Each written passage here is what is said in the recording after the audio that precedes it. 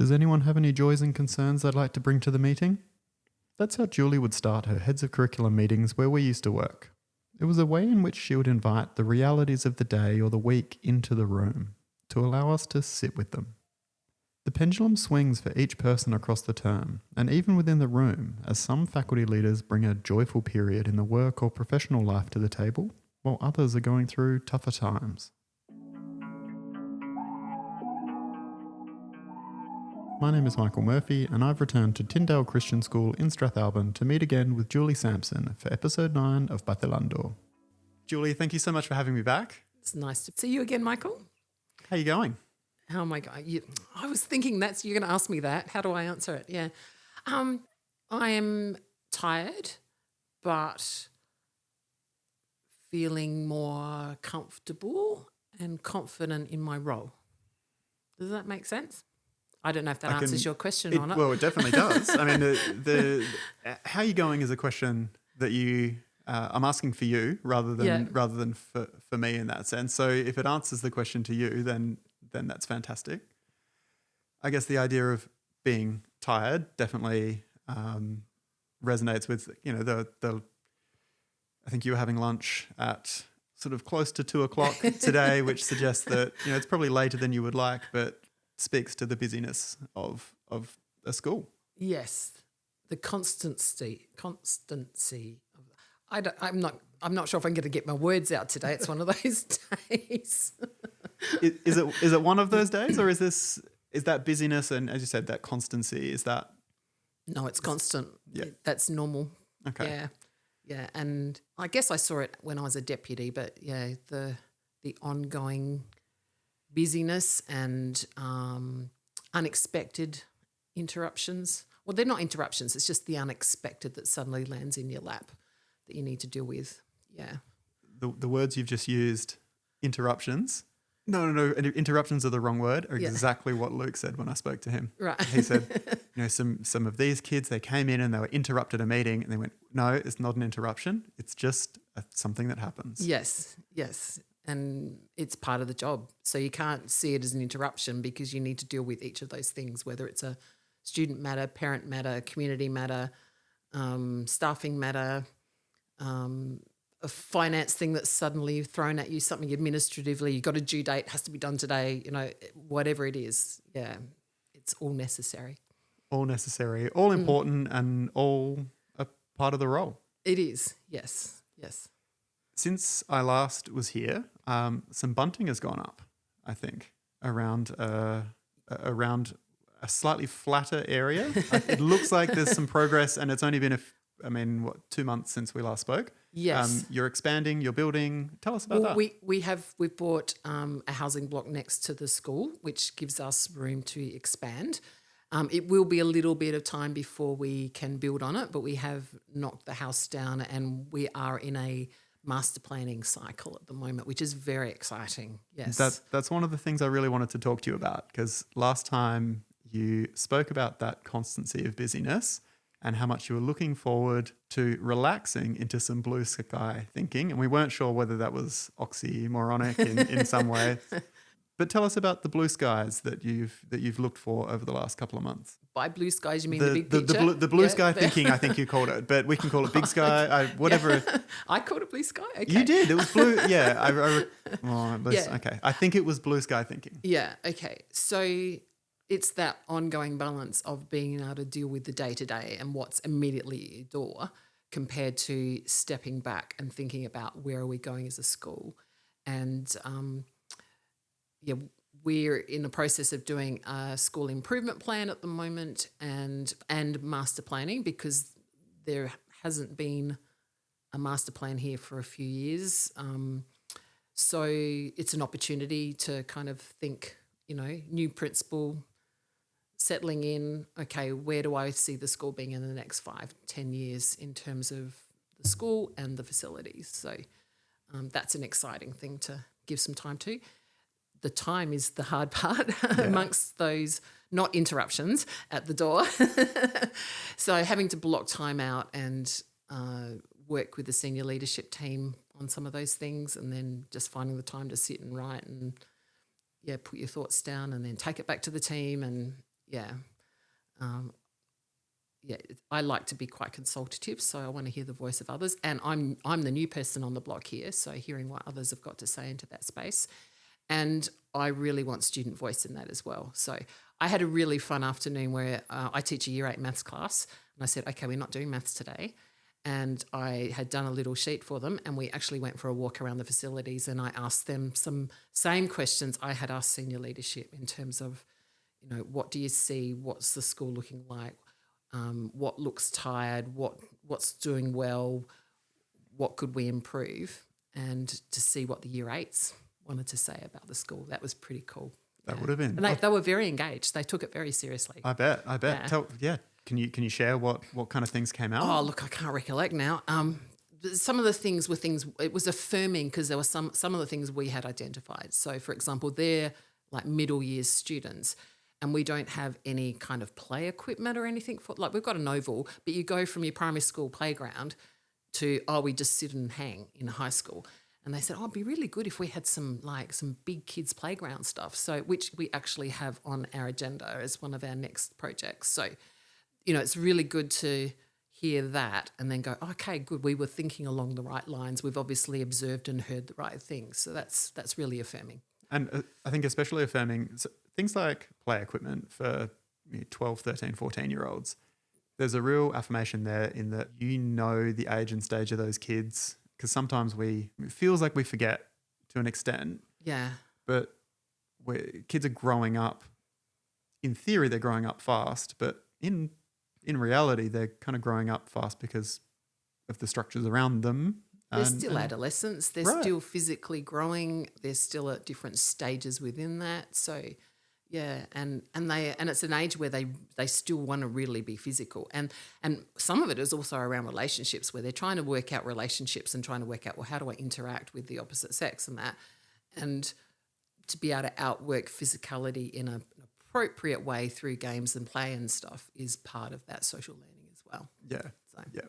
Oh, fantastic. Well, I'm looking forward to seeing an adventure play and because obviously sustainability is something that you mentioned was a really important area for a lot of the people here in Strath and the area We're too. thinking along the lines of maybe some exercise pods. Oh, wow. That sort of, so would be something that then the PE department could use as well, and it wouldn't be restricted to the younger ones. The older ones could use it as well. But the sort of stuff where you could sit and hang out, or you could actually challenge yourself and be physically active as well. As you're describing sort of bringing the students in there, you want the student voice there. It reminded me of a conversation I had on Tuesday at a gate with a deputy principal. We ended up chatting for about an hour about whether students should be at the centre of a strategic plan or whether there should be space at the centre of a strategic plan that you invite students and teachers and staff and community into. Because so often the diagrams that are used are student is in the middle, Christ is in the middle. There's usually something in the middle. Yeah. And we were kind of saying, what if there was space in the middle? And it was that emptiness is what we get invited into. And as you're describing bringing the students in, it's like that was really affirming. And now staff, exec and students are being brought into the same space and saying the same things. That's potentially more powerful. There's no question there, but that was just something that we were chatting about. What is that? Yeah. I mean, does that kind of does that idea resonate in any way? Yeah, I think yes, it does, because I don't think the student is in the centre in control because they're not adults and they don't see the whole picture and they don't carry the responsibility. So, but I do think their voice is incredibly important. So I think bringing them into an appropriate space within that is that's a good analogy. Yeah. And with this big picture thinking that you've been really looking forward to, do you have a really clear kind of this is how I want to do it, or are you even coming into the process with a curiosity and an uncertainty or an openness? How's the process look? It's a bit of both, because I guess I'm bringing my experience and my observations of the school in sort of over 6 months about where I can see some gaps or some areas that need development. So I've got, a strong opinion and direction I want to take some things, But there are other things where I go, I'm not really sure about that. I wonder, and maybe it's not my area of expertise either. So, and wanting to hear the voice of others, because there are people who've been here a long time. And so understanding the journey of the school and the background and the culture of the school, I can't get all of that in 6 months. So you have to be both, I think. And it's not like I've walked in with this set plan. And even once we've got it written and we've got our master plan, it's not going to stay the same. It's going to evolve over time. We might be able to say this is what we're going to do in the next 3 years and have an idea of what the next 4, 5, 6, 7 might be, but that might completely twist or turn in 2 or 3 years' time based on enrolments or finance or the latest educational thinking or staffing needs or whatever.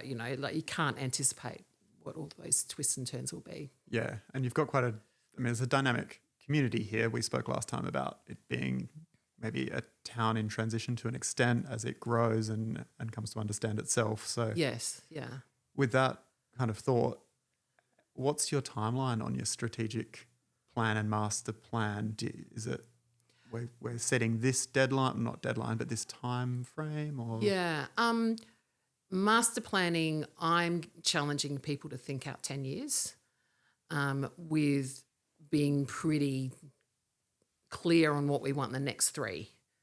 So what's our next project? What's the next couple of projects after that? I think you need a fairly clear idea. But then being visionary beyond that, like what else could we do? Where could we be in 10 years? What could the school look like then? Now, I'm not sure that will be me here in 10 years, but still that's where we're looking towards.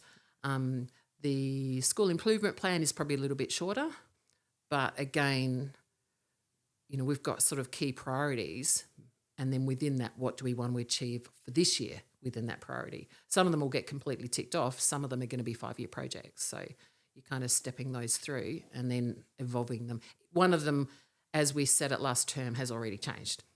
Like the plan's not even, but I've left it in there. Somebody said, well, why is that still there? Because we're not doing that anymore. And I said, well, we'll leave it there because we've paused it. We already know that we've made a decision on that, but that actually is part of the process, that we thought we were going to do this. We've now paused it and we're probably not going to proceed with that. But that shows that's what plans are. That's how it works. And in 12 months' time, when we come to go around again, someone might look at that same idea and go, oh, let's do that. We might revisit it. Yeah. Yeah. Yeah. And if you keep sort of erasing pauses, even erasing mistakes, not that this was a mistake or anything like that. No, it's just a change. Yeah. You then don't get to learn from any of those. Yeah.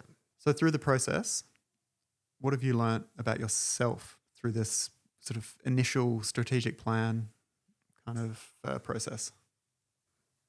I guess one of the things is being comfortable with not being 100% certain, because you can't actually see what what the future is. And I'm kind of going, oh, but we have to prioritize projects. And what if I get it wrong? What is the correct order?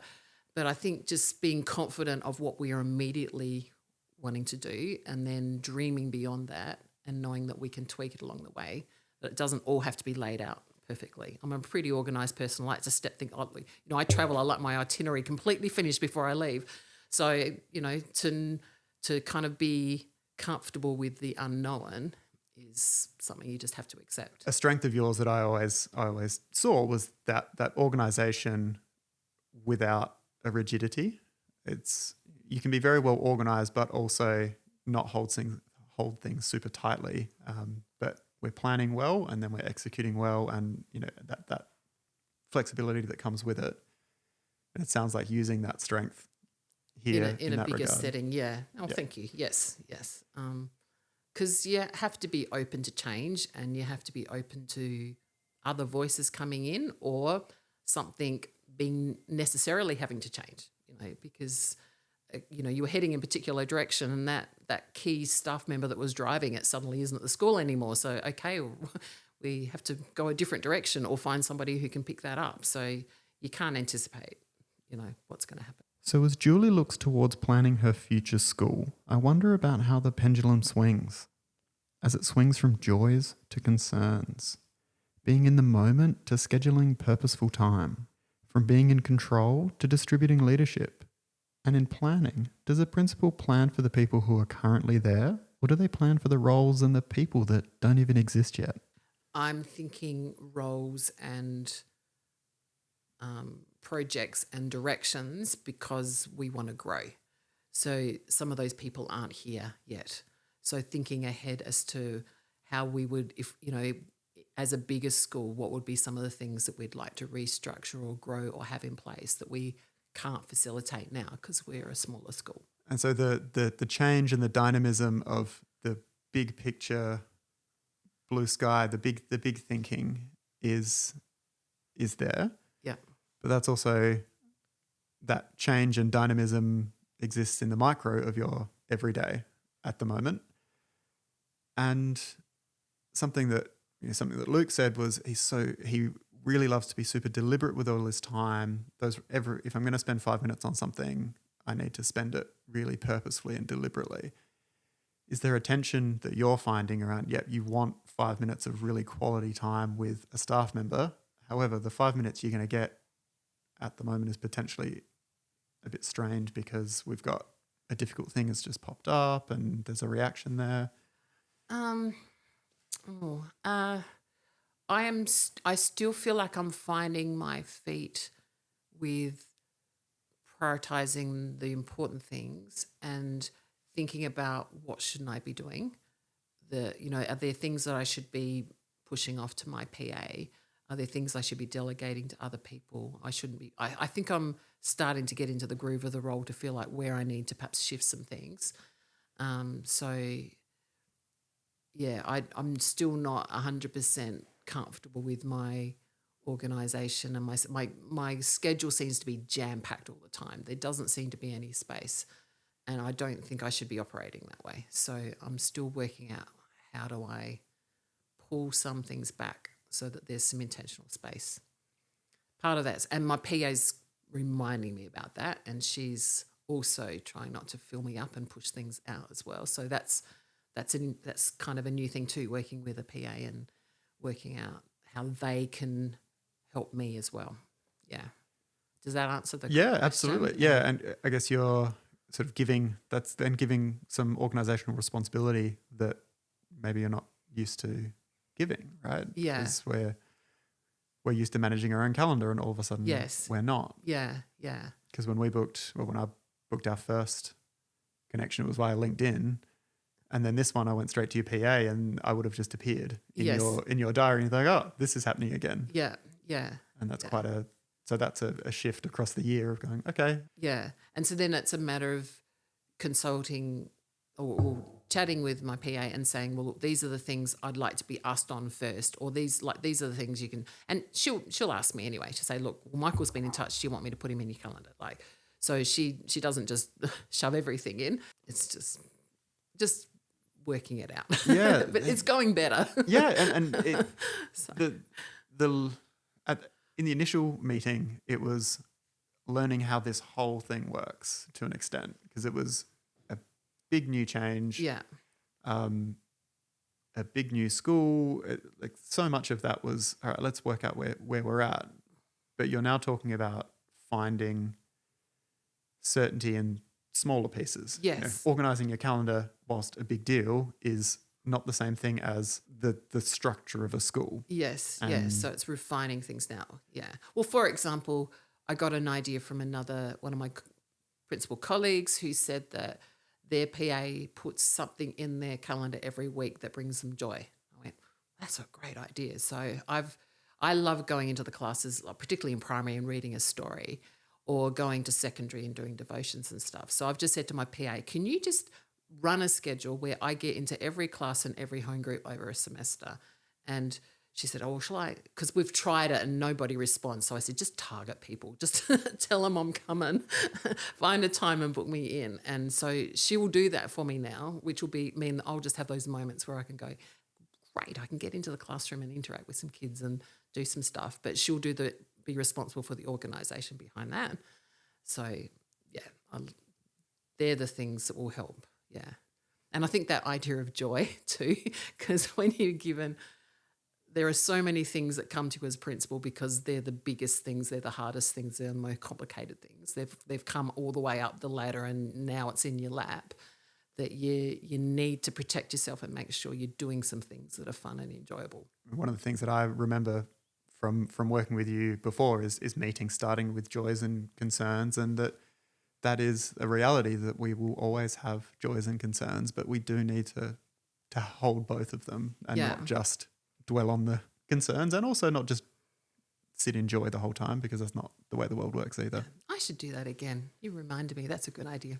Bring back joys and concerns. Joys and concerns. Yeah. It's been quite a few years, and it still remember. sits with me. Yeah, absolutely. Yeah. What I'm hearing is that there's still a lot going on. The days are busy, the job exhausting. Those are the concerns. But the reality is the joy that Julie's platform is far higher than it was. There is an immense progress within her principalship. But in the minutiae of the day, maybe the Red Queen from Lewis Carroll's Through the Looking Glass was right. Maybe it does take all the running you can do just to stay in the same place. I think, like, I'm realising that those big things are always going to be. They're not going to go away. It's not like, well, this has just been a big week, because that's the reality of being the leader. But I think because I have successfully navigated a number of quite challenging things already, that and I think successfully, that it's given me confidence, that, okay, whatever's going to be chucked at me, I'll just give it a go and, we'll deal with it. And you just get on with the job. And when you've been in place, and I guess I've been encouraged, I've had affirmations from those around me that are working with me on some of these and just saying, look, it's been great to work with you, and and I'm able to I've got a great team around me. I can encourage them back and say, look, that was a difficult meeting, but gee, I'm glad you were in there with me, So to have people around you that support you and are competent as well. And I think I've got some on my team who are complementary too, like they're not just all cookie cutters of me. So, you can have a meeting with a challenging family and they bring something different to the conversation and perhaps can take it a different direction than I was taking it, and that improves the situation, and then I can jump in and you can kind of, So I think those things are all working really well. Yeah, excellent. And why is running the school such an all-encompassing and exhausting job? Well, as the Red Queen continues in her conversation with Alice, if you want to get somewhere else, you must run at least twice as fast as that. Over the course of the 6 months that you've been a principal, has your family noticed a different Julie coming home, or have they seen a growth, a change, or anything like that in you? I haven't asked that question. My husband knows I'm very busy. I did some cooking on the weekend and he said, thanks, honey, because he's been doing lots of the cooking during the week. I don't know. I'll have to ask that question. Certainly I'm enjoying being physically home, because in my previous job I was living away from home during the week. So being more present, I think, my husband and I are enjoying that aspect of it. Yeah, just the shift in just the way the role is arranged. Yeah. I will go home and ask that question. Yeah. Well, how would you hope? How would you hope he would respond?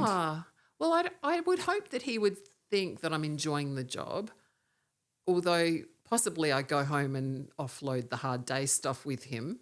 And he's been sworn to secrecy because he sometimes forgets what he can and can't tell people about things, but I need somebody to offload to, and it can be highly confidential. So his answer to other people now is, I just can't talk about school. So that's his standard answer to protect himself from not saying something he's not supposed to say. So that's fair. Yeah, it's funny. Yeah. So you're taking concerns home sometimes and joys as well, or is it more? Yeah. If we're thinking of joys and concerns. Am I just offloading the concerns? I don't know. I'll have to ask him about that one. Check. So your calendar at school is starting to get some joy scheduled into it, yes. Or at least things that bring you joy. Yeah. And you've been able to do some of that strategic thinking that you didn't get the chance to do in the first 6 weeks that before we met. So didn't have a master plan done by the end of 6 weeks. No. So there's some joy coming there too, Yeah. which is fantastic.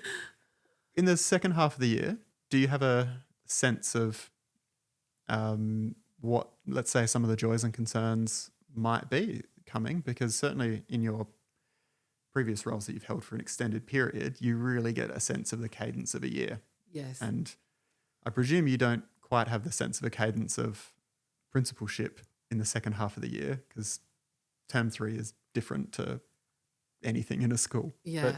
But do you have a bit of an insight into maybe some of the joys that are coming, the concerns that are coming? Or is that something that 2026 Julie is going to be very well suited to, and it's just going to be a tough 2025? Well, I mean, typically in schools, term 3 is your next year planning term. So you're moving into your curriculum plans, your staffing plans. You know, the senior kids are all going through their career planning, all that sort of stuff. So that'll be our next term with me sitting at a higher I would have normally been in the midst of that, whereas I'm kind of going to be at the lead of that. So that will be interesting, working through that process and planning for the year ahead. And then term 4 is your cycle of end of year stuff. So camps, we've got a musical happening at the end of the year. We've got all our end of year productions, you know, presentation nights, all those sorts of things. So yeah, all of those ongoing things amongst the bigger picture stuff. So yeah, we are hoping that next year we can start another build. So that might be something that and I love building buildings. So that'll be a joy. Yeah. And that's been one of the things I have enjoyed this year. There was already a building project planned out. And when I arrived, they were just cutting the sites. So I've had a semester of being involved in site meetings and builds and decision making around that stuff. And hard hats and high vis. But that I love that stuff. That's lots of fun. And not only because it's kind of expanding the school, but also thinking about the learning that's going to happen in those spaces and how we can continue to develop the school to improve learning. Now that you're a principal, is there anything you miss about not being a principal? I think we talked about this last time, just that sense of not being in the midst of it. And sometimes like looking ahead to say, for example, we're coming up to the current year 11s and 10s and 11s choosing their subjects for next year. And I'm going, I won't be doing that this year. You know, they were some of the things I really loved doing, and working one-on-one with kids and families and planning for their future. And I need to sit above that and monitor it, but I'm not in the midst of it. So, yeah, I sometimes miss being in the midst of stuff. The other side of that is because we're a small school, there are things I do. So we had an ELC lantern night last night, which was beautiful. The big school kids decorate the outsides of their classrooms, and the ELC come across at dusk with little lanterns they've made and walk around the school and look at all the sparkly lights. That's beautiful. And, yeah, it's such a joyous night.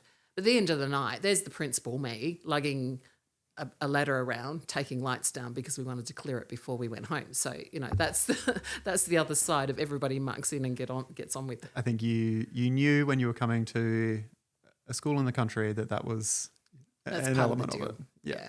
And I'm happy to lend a hand and be in there helping out just as much as anybody else. I'm not a principal that's going to lock myself away in my ivory tower. You know, I'll be there amongst admin or maintenance or whoever, you know, pitching in and serving soup or carrying the ladder or whatever.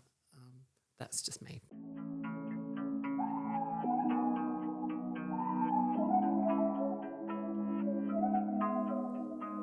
Thank you to Julie Sampson from Tyndale Christian School for welcoming us back into the joys and concerns of her first 6 months of principalship. Keep an ear out for my mid-year reflection episode and for our semester 2 conversations coming out after the mid-year break.